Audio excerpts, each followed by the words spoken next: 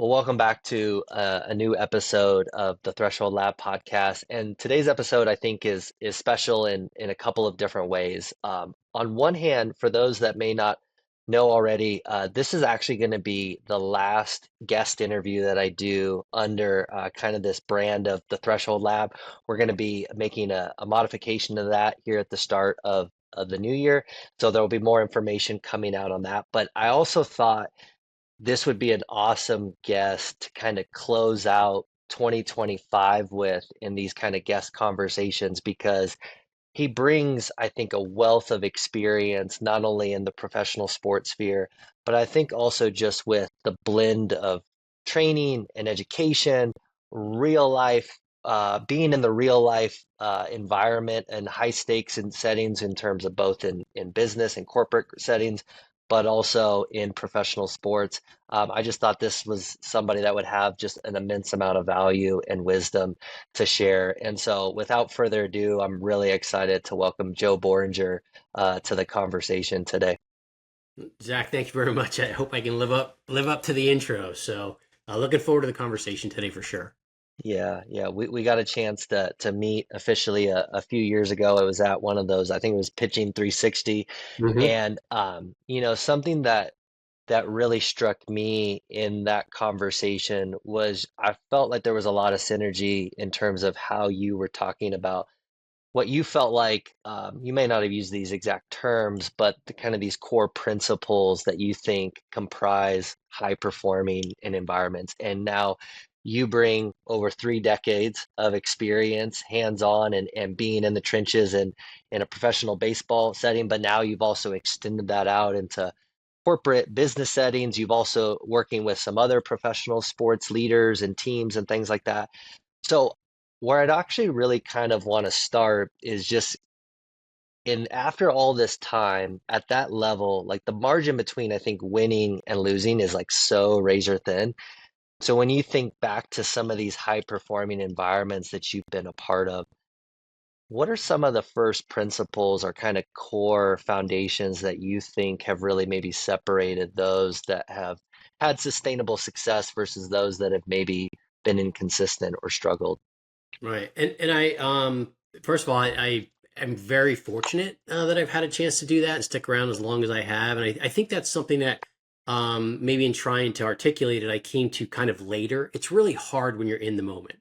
But the one thing that I've learned is that high performers are high performers in any arena, and that can be business, it can be sports, it can be academics, and be people that are kind of wired to achieve. They tend to have some kind of universal traits, and I think the probably the first one, and I know it's a buzzword, but it's a buzzword that's actually reality in that space, is that kind of idea of continuous growth.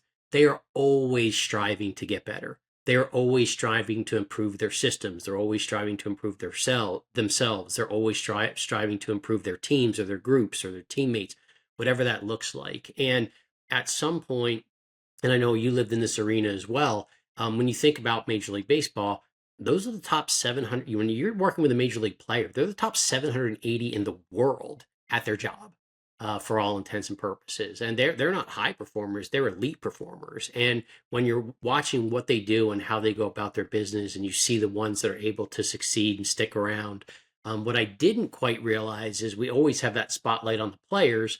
I've also realized that same kind of drive, that same focus, that same ability to separate themselves, that exists in coaches, it exists in support staff, it exists in front office people.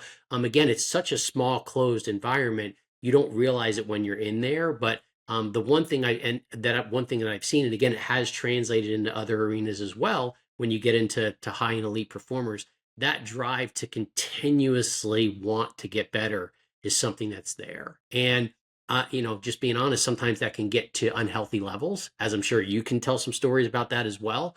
But trying to channel that and funnel that the right way. But that's the underlying basis of everyone that succeeds to those levels, is just having the want and the drive and the will to kind of push through and get to that level. Because if it was that easy, everyone would do it, and we know that that's not the case. When you describe that principle of that continuous improvement and how important that is, not only for players to reflect, but also for everybody in an organization to reflect, I think what I hear oftentimes is we immediately go to the individual characteristics of like, okay, what are the skills, what's the knowledge, what are the tools and frameworks and things like that that I need to possess. Sometimes I think the path to, you can use the term mastery, you could use the term excellence, whatever term that you feel most comfortable with.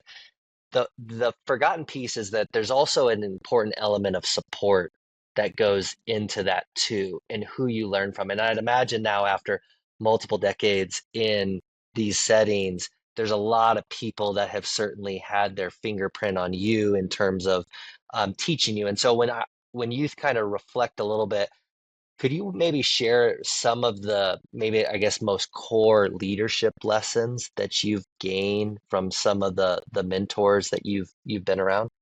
Yeah, this is an area where some of the buzzwords are actually correct. Like it's easy to throw out a buzzword, but I do think that the servant leader idea was a big part of that. A lot of the mentors that I had, they were freely, openly, and willingly able to share. Like they wanted to share their information. They wanted to help you get better. And it wasn't I was an assistant director and my director was keeping me down because he didn't want to be, he didn't want me to be a director. I'll being honest, both with the audience and with myself, I was kind of fortunate early.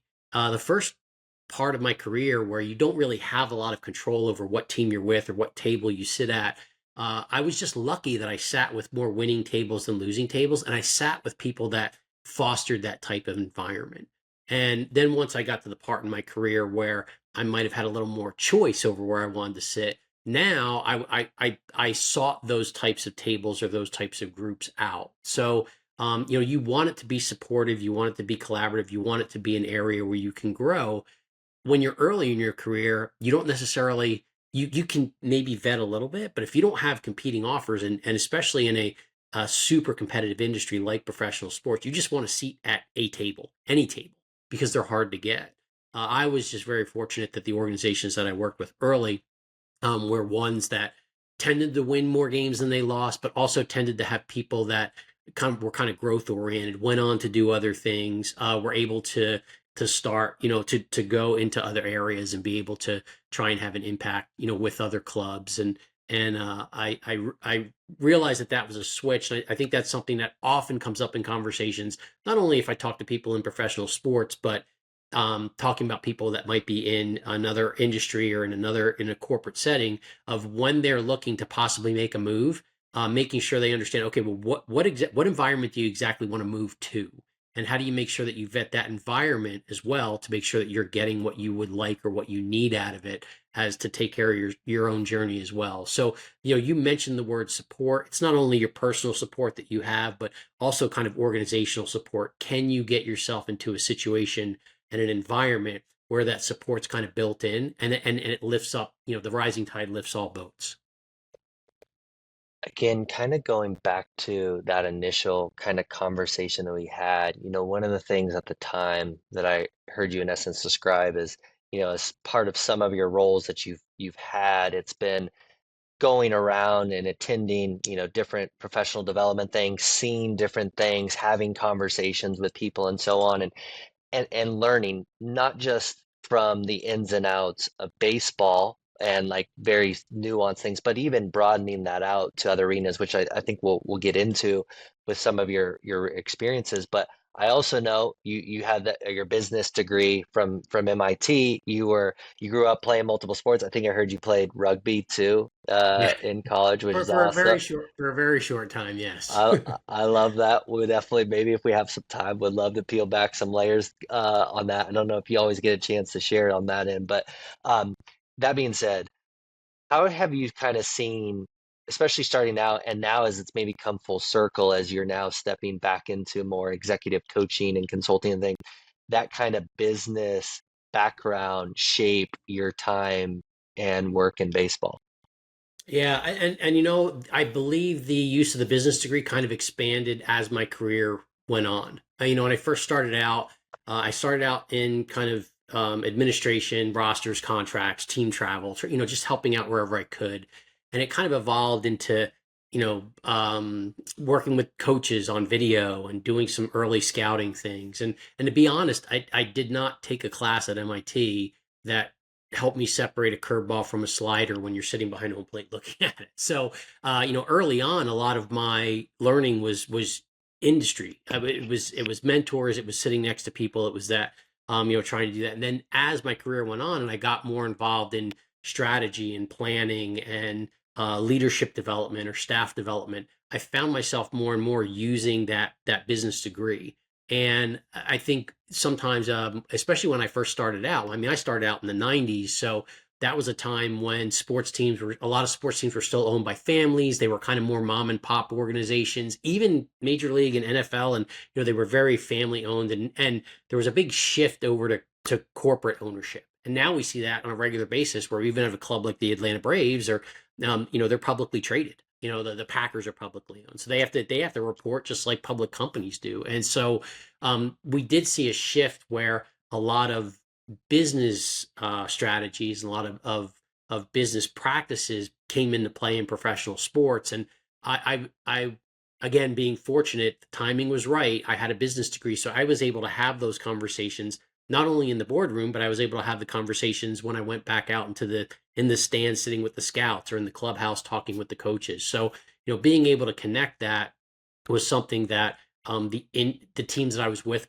they relied on me for that during the course of my career, and I have come to appreciate that now. But as you said, with those things starting to come into the world of pro sports, I actually, having had some classmates that went on to start businesses, I was like, whoa, like this is a business problem. And so I had kind of a built-in Rolodex. And when I first started using that and realized, whoa, there's a lot of things I can bring back that are making our group better or making our organization better, then I started to seek that out.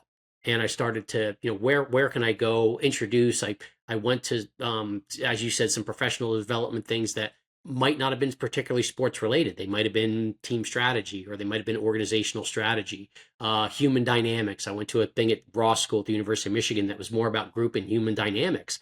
And I was like, whoa, like a lot of this translates. Group and human dynamics, we have guys that spend in baseball, as they're together for 162 games in 190 days or whatever it is, and they're crammed in with each other all the time. And group and human dynamics is a huge part of trying to be successful, trying to create a successful team. So as I went along, I was mildly surprised at how much of that translated as I've had a chance to step away and start doing these other things now. Now I've realized, oh, you know what? It's not really a coincidence that happens. Those things are inherent in all kind of high performing, elite performing systems, in making sure that the group and human dynamics and the operational dynamics are in place to separate yourself from your competition, which at its core, almost every business is competition. In the world of pro sports, the entire business is literally built around competition. That's one of the things that I've actually really appreciated about your book too. And so for those that maybe are familiar, Joe, just in the last year, correct, it wrote Winning Mm-hmm. Inc., a championship handbook for high performing leaders. And one of the things that you discuss, you kind of highlight these nine core principles. And part of what you discuss is the parallels that you see between sport and these other spaces that you've served in. And so I do actually want to go there here in a second, because I think that probably opens up a lot of avenues we could take in the conversation. So within those nine, for example, this is going to be a really probably unfair question. I know they're all important. I know they I'll try all my best. are interrelated and all that, but like, which of those kind of nine principles have you found, or which of them have been some of that non-negotiable foundation that you feel like are important starting points for anybody trying to cultivate a high-performing team? Right. Well, one of them I will do kind of from experience. The others Yeah, I'll kind of do from feedback. And cool. I didn't really set out to write a book. That wasn't the intention. I don't necessarily consider myself an author. I just happen to have a story to tell. And in this particular case, I was one of those people that I would get a lot like, oh, you should write a book. And I was like, yeah, yeah, whatever. And in all fairness, it kind of came out of a podcast, or two podcasts. I did a podcast where I was asked to tell a story about the importance of standards. And so I did that, and kind of told a story related to that. and I got a call from someone who listened to the podcast and asked if I would be willing to almost create like a speech to talk to their company about that, using that anecdote and talking about the importance of standards. And then I happened to do another podcast, and I told a story, which is told a book about the importance of everyone's trying to turn all companies, a lot of companies are having their Moneyball moment right now. Like, we're talking about the age of AI. It's all about taking the overwhelming amounts of information that are available and distilling it down into actionable bullet points for your people.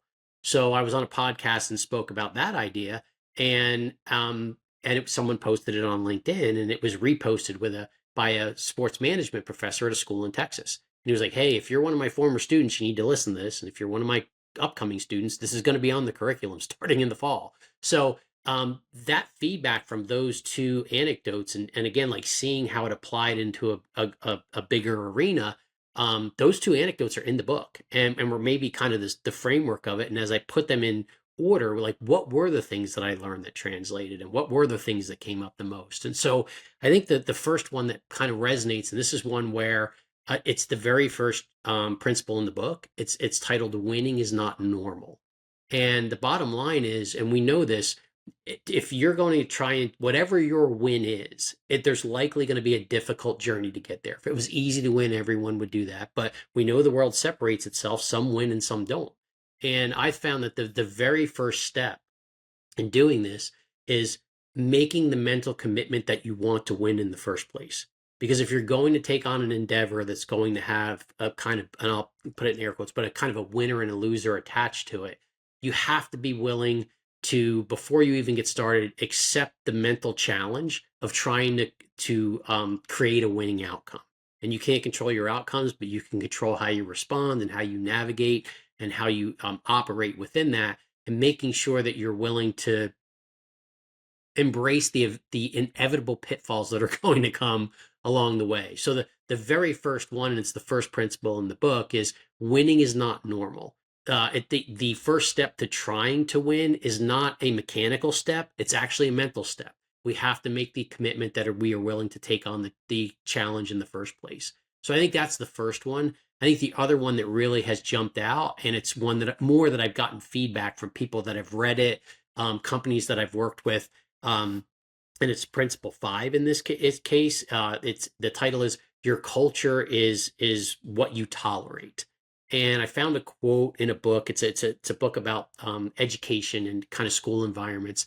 And I'm kind of paraphrasing. The culture that any leader sets is the lowest behavior that they are willing to tolerate. So putting it in baseball terms, if our culture is going to be to run hard to first base, our culture is actually set by what happens when the first person doesn't run hard to first base, and how our environment reacts to that. And in a great culture, the runner that doesn't run hard to first base will go automatically self-correct. Hey, I'm really sorry. I know that's not our culture. That won't happen again. Good cultures are, multiple teammates will go, hey, that's not what we do here. We run hard to first base.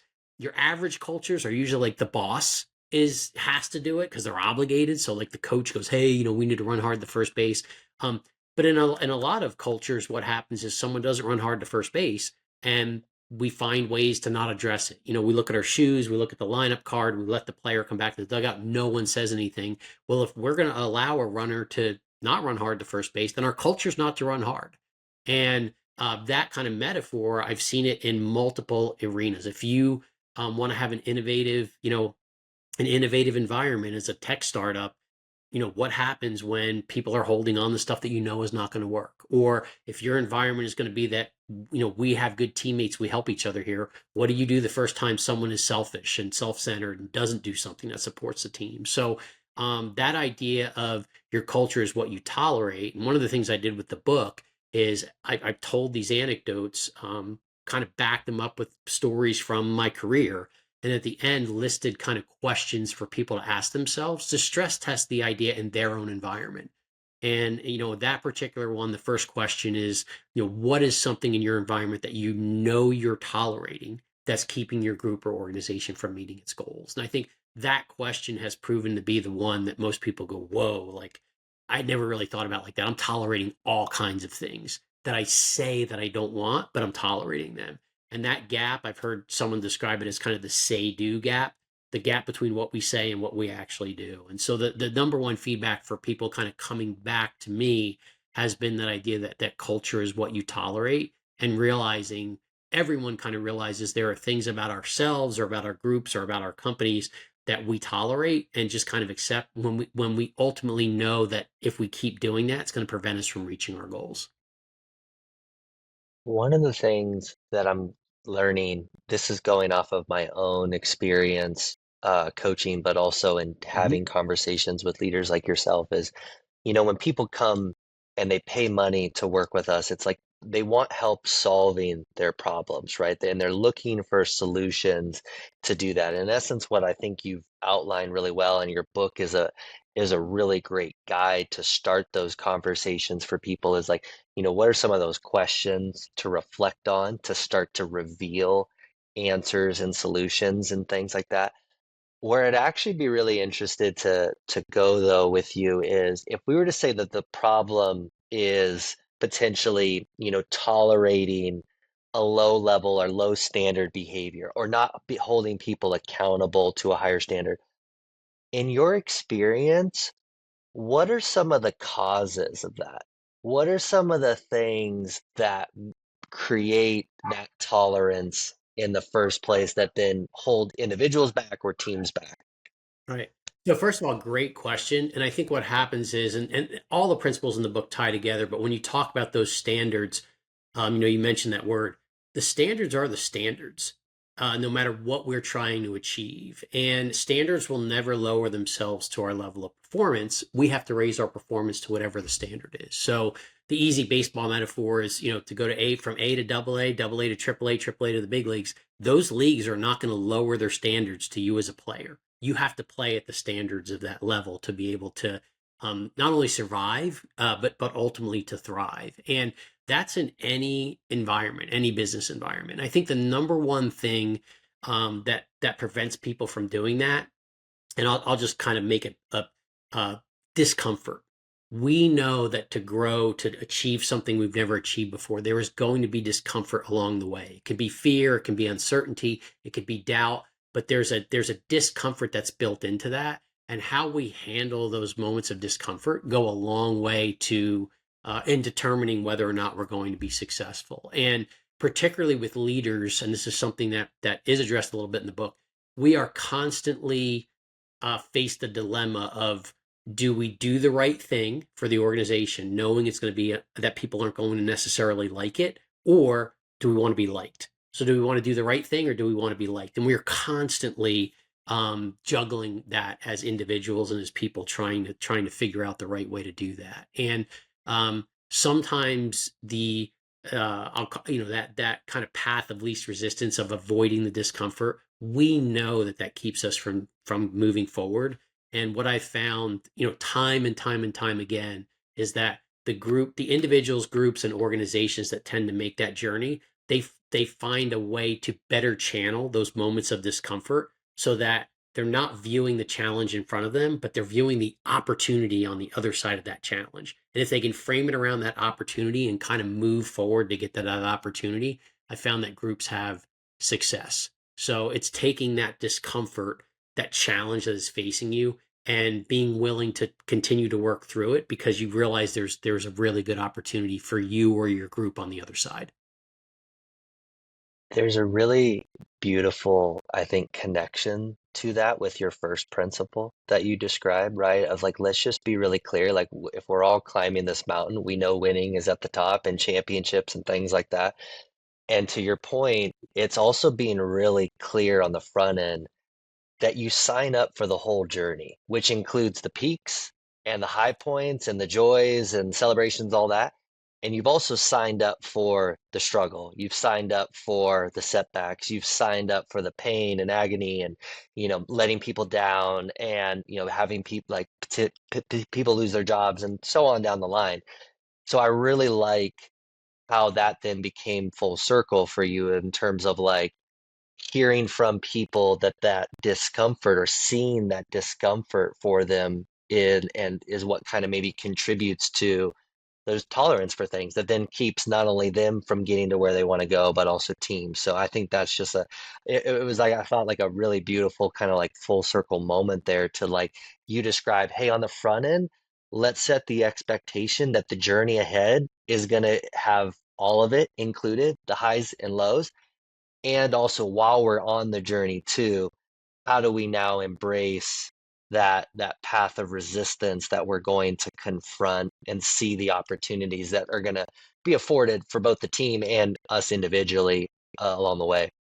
Yeah, great way to put it. And I'll make a kind of a quick connection here for when you think about businesses. I didn't realize that until I kind of got into the space and started talking through it. And so I was working with a company. They were at about $50 million of revenue scale. They wanted to get to $100 million of revenue. So they were trying to double their revenue and get to a new level of scale. In their world, that could be going from A to double A or double A to triple A.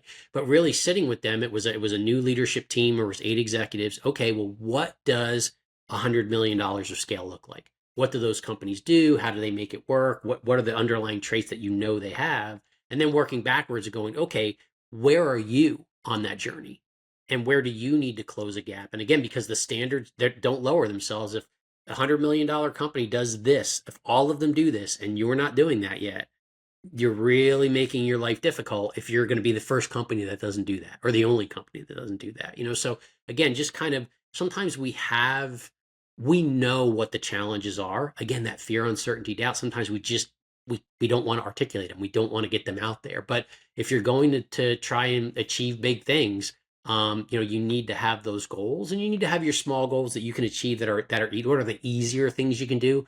But hey, what are the big things that you have to accomplish or overcome to make that happen? And working on those two things simultaneously. They don't have to be mutually exclusive. I can do the small things that keep me engaged every day, but then always understand the big things that I'm working toward, and just trying to make sure directionally that I'm moving in that way. And it doesn't guarantee success, but I'm always trying to improve my odds, and just articulating those things, identifying them, and saying them out loud sometimes is all you need to do to kind of make it a goal that people can start working toward. I love that idea of naming the fears, the insecurities, the discomfort, like, and just like let's articulate them in a way so that way it maybe relieves some of the weight that they can carry when we think of treat them like the boogeyman that needs to stay in the Mhm. closet. It reminds me, there was a previous episode that I shared where there was a great story that I heard about Randy Couture during his fighting career, where he would say, like, when they would start a camp, a training camp for an upcoming fight, there was always a point at the very beginning where he would literally tell his team and his staff that was coaching him, on this particular date, whenever that fight is, like, I could get knocked out. And it's like that's at least in my own mind for like that's not what I would generally envision a fighter, like what they'd be saying to themselves, but it very much aligned with what you described. It's like, no, let's just be really clear on the front end that what we're signing up for, this is a potential outcome, this is a potential result, but by naming it and articulating it, now we can be free to now do what we do really well and obviously move towards the goal that we do want. So I really like that. Where this may tie in to principles, or we can kind of come back to the principles in a moment, but like whether it's through individuals that you're working with or now teams that you're advising and consulting with, when they come to you, and stuck is a really broad word, but when they Mhm. come to you and they feel stuck, what are some of the first things that you look for, you ask about, and kind of your process for helping them start to get kind of clear on what's getting in the way, or producing that feeling of stagnation? Right. And there's a couple of approaches. I prefer the latter, but sometimes, people will hire kind of consulting firms, and they come in, and the consulting firm, comes in, they assess everything, they give you, a huge PDF or 4 binders, and they walk out the door, and you're supposed to do what they tell you to do. The second kind of function is, kind of joining a group or meeting them where they are and helping them write their own binders, build their own solution. And I think that the second, not only is probably it's proven more successful in my experience for a couple of reasons. One, when you help someone build their own potential path, they take ownership of it, and they're more likely to continue grinding on that path when the inevitable pitfalls kind of come up that we've talked about a couple of times already.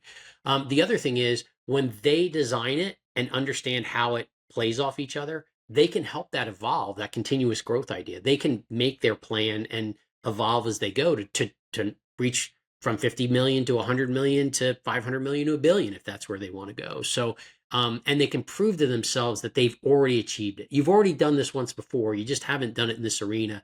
And I think that that's something that a lot of times comes in so the a couple of things that I do. One is to, where are you trying to get to? Like really spend the time to identify and define what is your win in this case. What are you trying to achieve?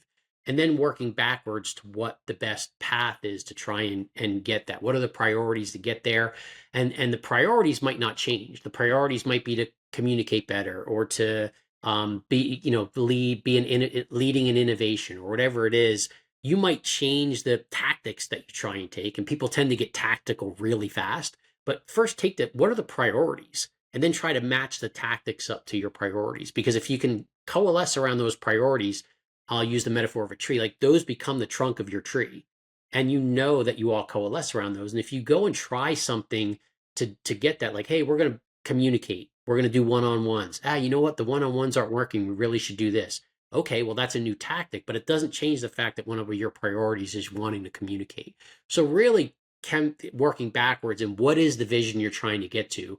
What are the priorities that you know you need to address, or you know that you need to emphasize to get there? And then go to the tactics of what do you want to try to get there? And if you try something and it doesn't work, discard it, but making sure that those priorities are intact. So I do think kind of working backwards with people or groups to help them really define what that vision is and what those priorities are. And then you do your A/B tests of kind of what you're going to try and do to get there. But I think one of the things that has really kind of helped is sometimes just reframing. You've already achieved a lot of things to get to this point, so you know what achievement looks like. Let's just talk about how, given your skill set, the things that you've done, what do you think is the best path to achieve this particular goal? I know you haven't done it yet, but you have achieved a lot of things in the past. How do you leverage those things to try and gain this achievement? So I think that idea of not coming in and telling people what to do, but knowing that it's hard. You're coming in, you're getting with them, just like you did when you're talking with players. If they wanted to try and find a routine in the box, it wasn't your routine in the box to lock themselves in and slow themselves down. It was their routine. And so helping them to build their routine is the more effective way to do it, because then it becomes something when you step away as kind of a thought partner or coach, you can't take the rep for them. You can help the player in the dugout. You can help the player in the on deck circle. Once they walk to the plate, you're not going in there with them. And it's the same thing in the business world. When you're working with executives and you're helping them come up with a plan, when it's time to execute, I can't do it for them. And no one who's there as a thought partner can do it for them. So for me to come in and give a bunch of or any consultant or coach or exec or advisor to come in and give a hot take about what they would do, that doesn't really matter, because that might not be how the rep goes. You need to help the individual determine what works best for them and then support them once they go out there. And if they succeed, you pat them on the back. And if they don't, you're there to meet them again and go, okay, that tactic didn't work. What's the next tactic we want to try to get to that outcome? I resonate a lot with that example and that process that you, in essence, just described. Because as you mentioned, like I think that was very much how I oftentimes thought of my work in one-on-one settings with players, is getting really clear on where they want to go, what their dream is, what their goals are.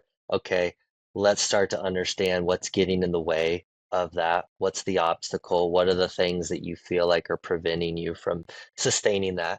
And then to your point, there's different manners in which you can navigate that path. Some obviously in the form of questions, some in the form of getting really clear on those priorities and refining systems, and or leaning and leveraging the things that they've already done that have worked really well, right?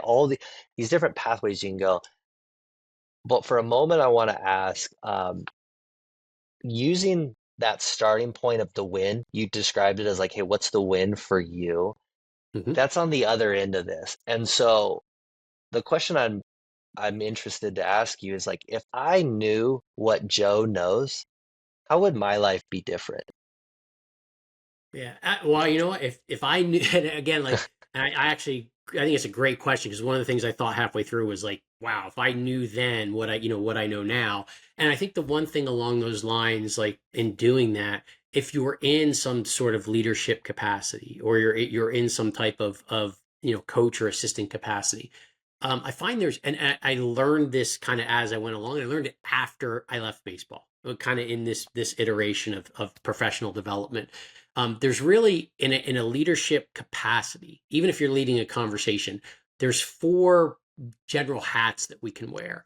The first one is you're just the boss, just formal authority. Hey, I'm the boss. Go do that. You don't give them a reason. You don't do anything. You just tell them to go do it, and you use formal authority. You're the boss. Then the next one is the teacher. You give someone information, and then with no strings attached, they either use it or they don't. They use the action accordingly. You're kind of giving them curriculum or giving them information, then you're just stepping back and doing nothing really. The action's entirely up to them, even if they do nothing. So there's the teacher hat. The third hat is kind of the consultant hat, which I maybe talked about a little bit earlier or touched on. I'm going to take my experience and go, hey, my experience tells me that you should just go this, and this is why, and this is what's going to turn out. Well, those are my experiences. They may or may not match this particular situation.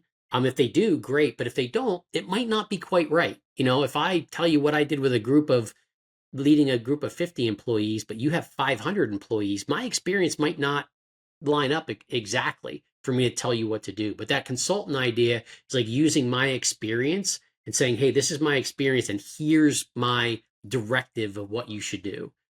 So that's the consultant hat. And then the last one is the coach hat, or kind of, and the coach hat is meeting them where they are. And then, like I said, helping them build their own routine or their own path to get to that. And then if I put all those things together, if you become the trusted advisor, which I think you probably held this role with a lot of players, when you become the trusted advisor, you start to get a feel of what hat you're supposed to wear. My guess is there were times with players you just became the boss and said, hey, just go do this, you'll be fine. We've done this enough, just go do this. There were times where you were probably the teacher, hey, here's what I learned, or here's the framework. How do you think that might apply? And you're just throwing it out there as information. You probably had did the consultant, like, hey, with all the players I worked for, let's do this first. And then there's probably been times where you're like, woo, that's a good one. Let's figure that out together. So again, as that trusted advisor, I think you start to get some feel as to which one of those hats you want to wear. But the four hats are the boss, the teacher, the consultant, and the coach. And then trying to kind of figuring that out along the way as to how to be the best thought partner if you're coming from a place of trying to help someone. So I think that's kind of the way to approach it. And my guess is you use that for, even if I articulate, like I'm watching you nod your head, and I know this is a podcast, so some people might not see the nod unless they're watching it, but I could see that you probably wore those hats. You might not have had that framework. And I realized when I came out, wow, I did do that. I wish I knew that framework earlier because I think it would have made me more effective in those arenas where I was being asked to come in and try and help someone find a solution. I'm nodding because I was going through quickly there, listening to you, but also the Rolodex of conversations, people that I've worked with, and I was thinking about like, oh, yep, this was what this player, like talk about meeting them where they're at. This is what tended I learned to work really well with one particular player. I also was thinking about times when, ooh, I jumped into teacher mode or I jumped into consultant mode. And for different reasons or different the context or the individuality of the player, it was like, ooh, that was the wrong hat to wear, you know? And Mm-hmm. so again, that's where to your point, I think that's where the awareness comes into play, the situation, the context, the feel that we obviously like to use in the term or as a term in baseball. Within all of this, another principle in the book that very much I think resonated is like the people drive process. And I know you've mentioned it in other spaces as well that Andy McKay, for example, who is going Mm-hmm. to be on the show in the near future too. He talked a lot about this during your guys' time together in Seattle. But for you, could you kind of maybe walk those listening through when you talk about people driving process? I think we all kind of inherently get the gist. However, like how did you see that play out, and why was this such an important piece to have as a core principle for you? Yeah, and I would say this was the number one thing that I wish personally that I had known earlier in my career. And I say that because I'm kind of a recovering processaholic. I was the squeeze the extra 2%. We're going to change the process. I was very, very kind of process driven and process focused. And what I came to realize, and I was indirectly, I had been, as I said, with a lot more winning groups and losing groups. At some point, I realized the reason they were winning groups was because they had the right group of people sitting around the table, because that was where it started from. And if you're in sports for a long time, or if you're in the corporate world for a long time, you'll see management changes. And every new management is going to put in new processes. So people drive process because people change process all the time. But and I kind of mentioned this in the book, like the metaphor, if the number one thing, if you think about it this way, if I take a really good process and just surround it with a bunch of really bad people, they will eventually make it a bad process. The flip side of that is if I take a bad process or a subpar process and I surround it with a great people will not stand for a poor process. And if you give them enough time, they will make it a great process. That is what every turnaround is trying to do, whether it be a sports turnaround or a business turnaround. Anytime there's a new group coming in, they're not bringing a new group in from outside because things are going hunky dory and you got great prospects in front of you and you're winning whatever your battles are as an industry. They're bringing new people in because they want to change what they're doing. They're trying to create a new process. So in me, it really emphasized the importance. I can change it, tweak a process and maybe make a 1 or 2% change. I can go get a better person or a more productive person or a person that better fits our group. And I could make a 10 or a 20% leap in what we're doing. And I know those things are hard to measure, but ultimately people drive process because people create process. And I'll use the business one right now, like Nvidia, with what they're doing as a company. It's the biggest company in the world, and they're in the basically in the semiconductor industry. If I take the worst company in the semiconductor industry and I put that management team in charge of Nvidia, and I take Nvidia's team and put it in charge of the worst company, my guess is if I give it enough time, you'll see those companies flip flop. And I know that that's kind of an extreme example, but I really want to emphasize the point. I always was so focused on process.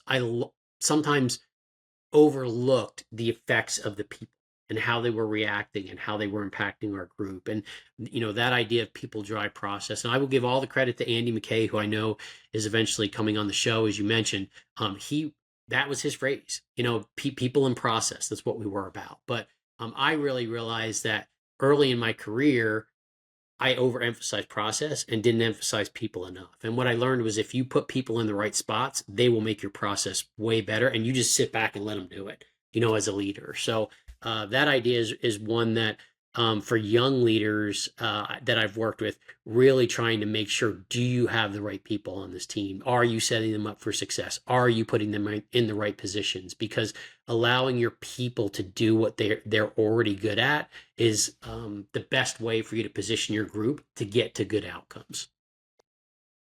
I think that's a really nice segue or open door here in a second to unpack a bit, like what were some of the things that you felt like you looked for or that you were trying to pay attention to in the selection process, right? Of like, hey, if people drive process, then first and foremost, like let's have a good selection process for who those people are and getting the right people in those right seats.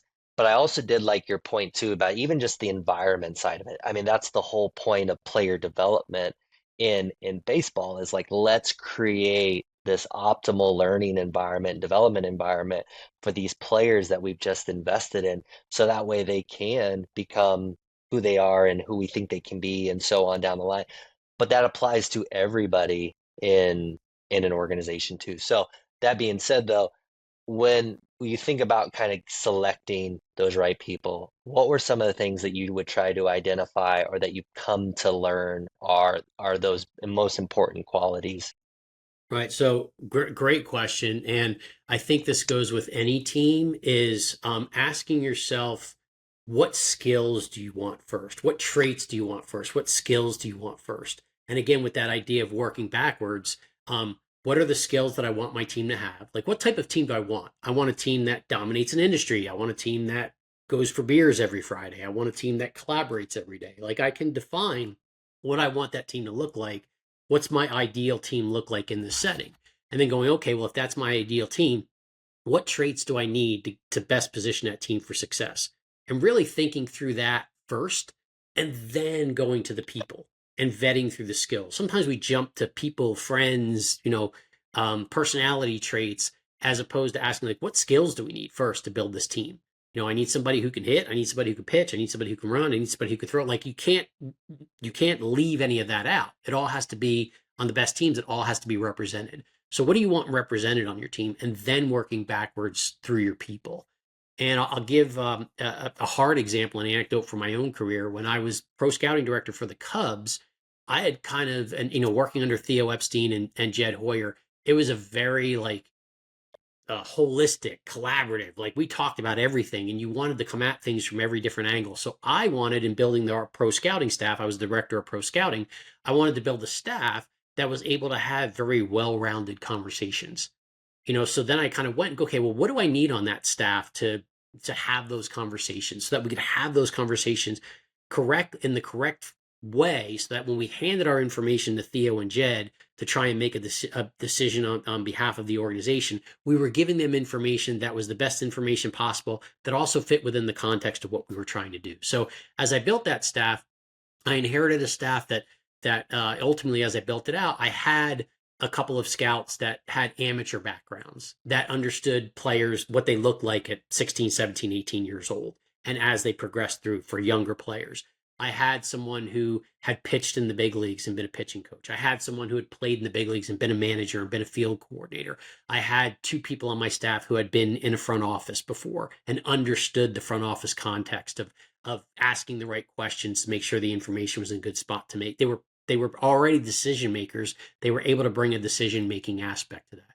I had a couple of young bucks that I thought had upside, that had a chance to run departments. I've been very fortunate that both of them have gone on to bigger and better things, but they were the ones that asked the challenging questions to everyone else. Because they weren't afraid to go, well, hey, why is the sky blue and why is the grass green? Like, they were willing to ask the questions that no one else was willing to ask, because they were curious, they wanted to know, and they wanted to get better. So in building that staff, I wanted a staff that almost any question that came up from the environment, someone on that staff would have practical experience, even if that practical experience told us, hey, you know what? I can't answer that question with my practical experience, but maybe we need to go here and ask someone else in another department, or go there. So again, in building that staff, I wanted the staff to meet the environment, but the overarching idea was, I wanted a staff that was the best staff in baseball. I wanted it to be well-rounded. I wanted it to be holistic. And so I identified the traits and characteristics that we needed, and then worked backwards to get the right people to fill that, so that we had that staff that was able to play off each other and to augment each other in that idea, and make that was the idea of hopefully the whole being greater than some of its parts. And I think that staff did that along the way. Mm, mm. I'm borrowing from the world of movies and film. It's like the Avengers, right? Like Mhm. each one, they complement one another, and as a collective group, the team is outweighs just the power of the one individual, and yet they all have their own signature strengths and skills and things like that, and tools that they bring. And so hearing that, it makes a ton of sense to me, building out a team or a department kind of from a similar lens. One thing that I've heard you describe in another conversation is you use the term like information gatekeepers, Hmm. and those and how key those are in organizations. And so in a moment, I'd be curious, like, what kind of define for those that may not be unfamiliar what that looks like, but also I when I've heard you describe it, I immediately went through my own experience, and I could think about the people in an organization that are so like the glue that Hmm. help information flow and all that. And so I don't want to steal from your interpretation, but within that, could you walk us through a little bit like what you mean in that term? And also, yeah, let's just start there and then I'll have a follow-up. Yeah, happy to. And that's one, again, like the evolution, like even my own evolution. So when I went to school, I went to business school and I went to MIT and I'm in business school, they gave us a term called information gatekeepers. And the information gatekeepers are the people in an organization that are able to carry a message from one department to another and it doesn't get lost in translation. And the easy metaphor is if we all think back to that game we played in sixth, seventh grade, the telephone game, like I whisper in your ear, you whisper in the next ear, you whisper, and you pass it down 10 times. And then the person at the end says it. And how close is it to what the first person said? Usually it's not close at all, And so that happens. That's the way information travels through organizations as well. And, what I've done even over the years as I've started to go it out, I've actually changed it to information connector rather than information because gatekeeper makes it sound like there's some sort of they decide whether it goes. That's not really the role of that person. They're information connectors. And so we all know that there are people in organizations that are really good at carrying information from one to another. And the typical business thing is the customer talks to sales, sales talks to R&D, R&D talks to manufacturing. They send it out to the customer and the customer's like, "What is this? This isn't even close to what I asked for." And so now who are those people in your organization that make sure when they're passed from one organization or one department to another, that it doesn't get lost? Every organization has those people, those information connectors. And this is actually, there's a little humility involved in this. Usually those people are closer to the shop floor than to the boardroom. The flow chart of like the hierarchical structure is not necessarily the same as how the information flows, what the information flow chart looks like. And it's identifying those people that have the ability to go across departments or across organizations to be able to do that and connecting it to make sure that it's good information that moves the whole organization forward. And so for any leaders that are listening, and this is something that has come up on quite a few podcasts, who are your information connectors? And you don't have to think too hard. They're usually your go-to people anyway. When you really need to get something, hey, I need to talk to this department, I'm going to go to so and so because they always get something done when we go across. You already know who those people are. Now it's about being intentional and identifying them and then allowing them to positively impact your organization. And as a hard example of getting it done is something that we actually did when I was with the Seattle Mariners. I went there, it was part of a turnaround. It was new group. We took that idea of the information connectors, and what we did was in our scouting and player development, in our front office, and our major league operations, I asked the head of each of those kind of silos or the head of those verticals, who are the people, who's the one person that's your best connector?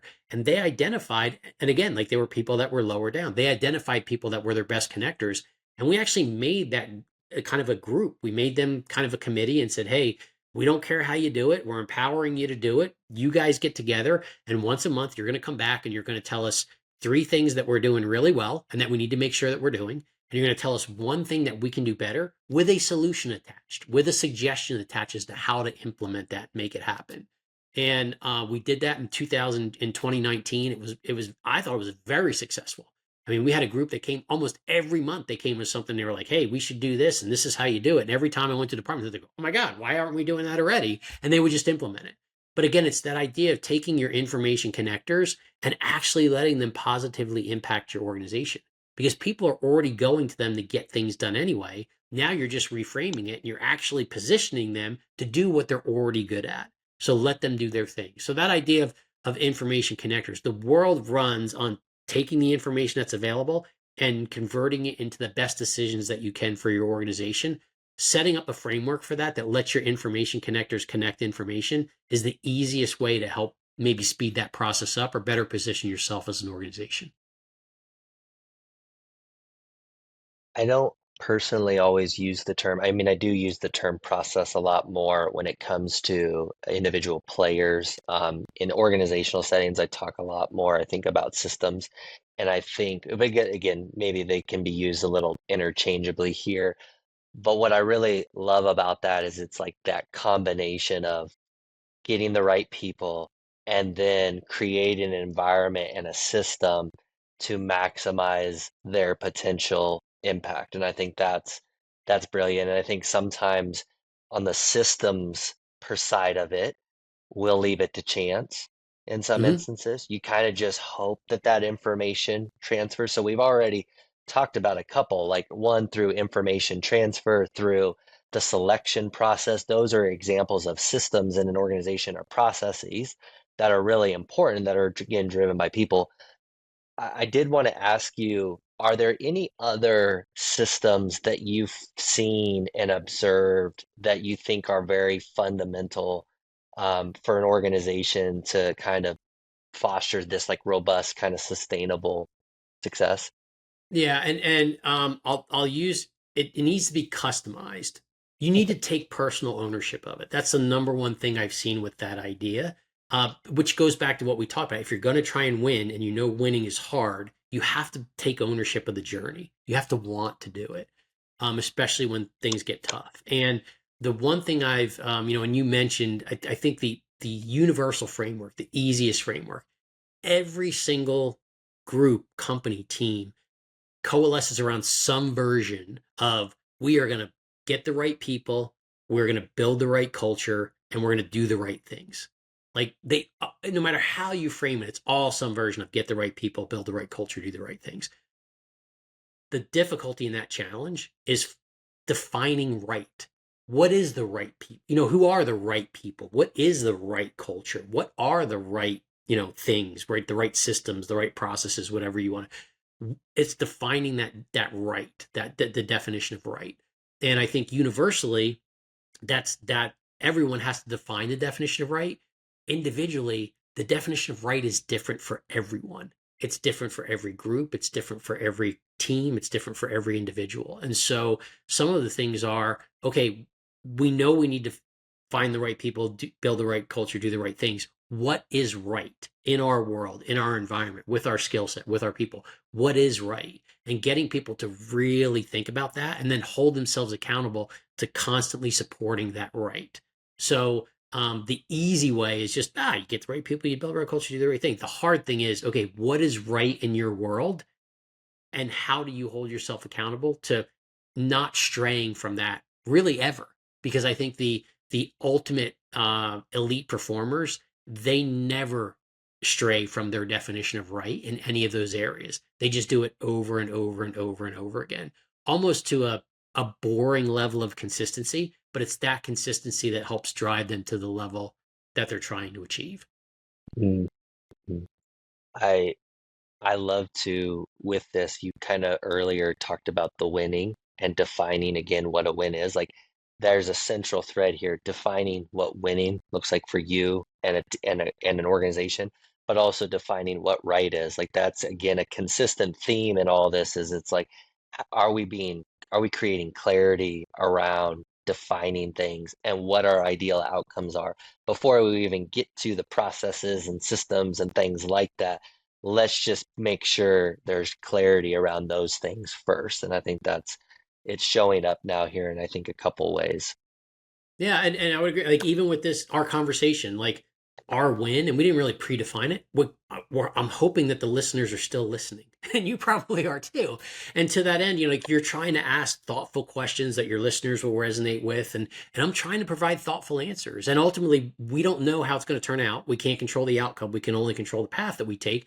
You'll get feedback at the end, and if it looks like people listened and they have good questions and they get comments, great. And if they've already cut off 15 minutes ago, well, then we probably didn't achieve our win. But again, I say that kind of tongue in cheek, but the reality is every little thing that we do, there's some sort of purpose, there's some sort of intent attached to it, and just kind of being in that moment and making sure that you're doing intentional things and stacking those up, because that's how we grow, that's how we get better. And that can be an individual, it can be a collection of individuals, it could be a group, it could be a team, and it could be it could be a company. And in any of those cases, just being intentional, stacking those things up. What are you trying to achieve? And then make sure that you're moving in that direction the best that you can. This brings me, we're kind of down to the, maybe the close to the ninth inning here in the conversation. And I want to be mindful of your time. But one of the things that I also picked up on from your book is obviously like you mentioned earlier, been very fortunate and lucky to be part of some unbelievable organizations and got to experience some incredible highs. And there's certainly some lows that can be mixed in there and a lot of challenges. and a lot of challenges and a lot of setbacks and disappointments and emotional toll that goes into the job and this line of work. So I would be remiss if I didn't maybe ask a little bit about that. So when you think about this multiple decade career now that you've had, are there any particular low points, failures, or feel like setbacks that you feel like have really stuck with you? And just kind of also too, like what helped you navigate those, either during and or after? Yeah, great question, and probably a side effect that again in defining your win and asking yourself about what you're willing to do along the way. Um, Sports and a lot of highly competitive industries, no matter what, they're not family friendly. You're spending time hours thinking about the job. You're on constant call. You're a slave to the calendar, and I can't tell you how many summer vacations I missed because there were games going on, and I had to go out, and the trade deadline was going on, and so it got to the point where my family, my wife and daughter, the last 2 weeks of July, they would go visit my wife's family in Canada because I was on the road for 2 weeks for the trade deadline. So it's not very family friendly. And I know you talked earlier about a support group. It's not just your professional support group; it's your personal support group as well. And the one pitfall in a lot of industries we hear all the time about families getting torn apart. How do you find that work life balance? And I know that that's a much more prevalent conversation today than it was 10 or 20 years ago, and rightfully so. And I realize how, again, fortunate, how lucky I was that I have a wife and daughter who signed off on what I did all those years. They supported me and they went on the trip and we picked our times on the calendar. And um, I'd like to say I made the effort to do that as well. Making sure that they could come and they went on their trips and they came to spring training. And I never said not come, but I also realized, now I realize more about making sure that I have that right balance. And I remember at the end, early in my career, like I answered every phone call. At the end of my career, when I was an assistant general manager, if it wasn't Jerry DePoto, who was the GM, or Andy McKay, who was the farm director, or Justin Hollander, who was the other assistant general manager, I didn't answer the phone if I was sitting down to dinner with my family because I would look at it and you know what? I don't have to take this call. But there were also times where we're at dinner and I pick up the phone and it says Jerry and I show my wife Jerry and I get up and I walk away. So again, finding that balance, that trade off. Who is your support group and that work life balance? And I think that life part was something. Again, I was lucky that I had a life support group that decided to come along for the ride. I also think now that I look back that I could have been more intentional on making sure that they were involved in that mix. So the number one pitfall when you're going to do this, if you're going to achieve big things and you're going to achieve hard things, it usually takes a commitment that most aren't willing to do. That being said, if you have other areas of your life that you want to try and manage, you need to make sure that they understand that commitment and that you build that in of making sure that they can come along for that ride if you want them to. Because the one thing I can say is I have unfortunately know a lot of people whose marriages, relationships, families did not really survive the grind of what professional sports looks like. And I know that that's the case in other industries as well. So if you are going to try and achieve things that very few achieve, you do need to make sure that you're at least cognizant of the fact that as you're on that pursuit, don't make it a blind one if you have other people that are indirectly making that pursuit with you. And I think that that's something I wish I had known earlier. I was really lucky that it worked out for me, but I know others that it didn't. And I would say to any listeners on the line that maybe are at an earlier stage, make sure that work life balance, again, it's a buzzword, but it's a real buzzword. And the better you handle that, if you handle the life balance better, your work production will probably be better as well. Yeah, yeah. Again, for those that maybe haven't come across your book yet, I think this is again where that first chapter, when winning isn't normal, part of it again is like pursuing excellence and pursuing mastery. Like it's not a path that everybody pursues. And again, that path is littered with both hopefully some highs, but also incredibly challenging moments. So it's maybe full circle to describe just being really clear on the front end of that, not only for yourself, but those that you want to step into that journey with. That kind of brings me to my last question, Joe, and it's a question I do try to pose to everybody, and it may spin off of what you just shared, or you can take it in another angle. But Joe, what's something that you're proud of that maybe you don't always get an excuse to talk about? I guess that I guess that I made it through.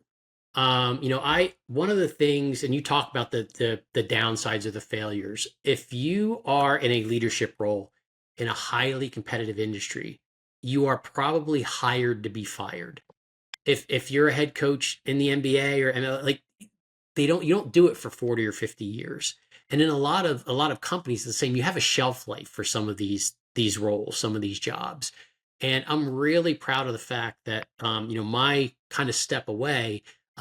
It was the COVID year, 2020. You lived it, and for those that are listening that might remember, we were in a bubble. I mean, I was in a hotel we had a front office of 3 people. I was in a hotel in Seattle for 4 months, spitting in a tube every 48 hours, hoping that I tested negative. And early in my career, I was doing a lot of scouting and player development. Later in my career, I was doing some special projects. In this particular case, I was asked to help set up our high performance team. And now in 2020, I'm running a medical team during a pandemic, which I certainly did not sign up for. So I got home at the end of that year, and just being honest, I lost 10 pounds in a bad way, and again, we didn't have vaccines at the time, and I always kind of came home, and you always have that kind of letdown, and you're going to grind through the off season. We get to spring training, it'll be fine. And then the first time I thought about that, and I was like, whoa, wait a second, like, are we going to have people that test negative again? They're going to have to go in the quarantine. And it was the first time in 31 seasons that the grind of the job kind of outweighed the joy of the game. And so I sat down with my family, and I had 2 years left on my contract, and I walked away. And I'm very proud of the fact that I made the choice on my own terms. That I was able to make the adjustment. I didn't know what my next phase was going to look like, but I wanted to lean into it, and I wanted it to be on my terms. And I'm very proud of the fact that I did it for 31 seasons. And um, for those that are sometimes in the sports industry, sometimes the end of your career is kind of ripped away from you. They just don't give you a uniform anymore, and you can't play anymore. I feel very, very proud of the fact that I was able to do what I wanted to do. I'm proud of the way I've carried myself. I'm proud of the way that I exited, and I'm proud of the way that I've entered my next phase. So I really appreciate that question, because I don't know that I've ever articulated it that way, but very proud of the fact that I was able to do that, and also I feel a lot of gratitude, and feel fortunate that I'm in a position to be able to share that with others and possibly help them. If they're looking for something where my information might be valuable to them. And I can't guarantee if it is or not, but I'm willing to share, and really happy that I put myself in a position to continue to have these conversations. I do feel like I'm in the pay it forward stage of both my career and my life, and the fact that I have a chance to have interesting conversations like this one, I'm really grateful for that. Yeah. Well, I'm very honored that you took some time out of your day to have this conversation and to pay it forward in the way that you have. Again, kind of building off of some of these lessons. Again, for those that may not be familiar with your book, I do highly recommend it. I think it would be a great resource for anybody. It's a very simple read, but it also gets to the meat of these principles too. Like, it eliminates some of the noise that can sometimes be mixed in with it, and it's a great resource. But Joe, I just want to again echo. One thing that I have shared, I think, in other capacities on this either show or in day-to-day life, is that, like, anybody that's had a certain longevity in a career, that is not an accident. And so I think it's very clear and evident to kind of see and hear how you've been able to have an impact now for multiple decades in professional sport, now in the corporate world, as well as in some other arenas in other sports that we didn't even really get time to get into. But I just want to thank you again for taking some time to kind of share and reflect a little bit on those experiences. And I'm just very grateful for it. Well, I first of all, I appreciate the invitation, and greatly appreciate the questions. And again, kind of going back to what we talked about earlier, I really appreciate the listeners that stuck around here to the end. I hope that they got something out of it. And I know when I've listened to these things, I've always tried to give hopefully take something away that I could bring back to my environment. And I know that that's something that you're looking for with trying to pass along this information as well. So I hope that your listeners got that today. And again, I really appreciate the invitation to have the conversation. Yeah. Oh yeah, super grateful for it, Joe, and looking forward to the next one. All right. Well, thank you Yeah, very much, and yeah. thanks again to the listeners. And I look forward to the next chat.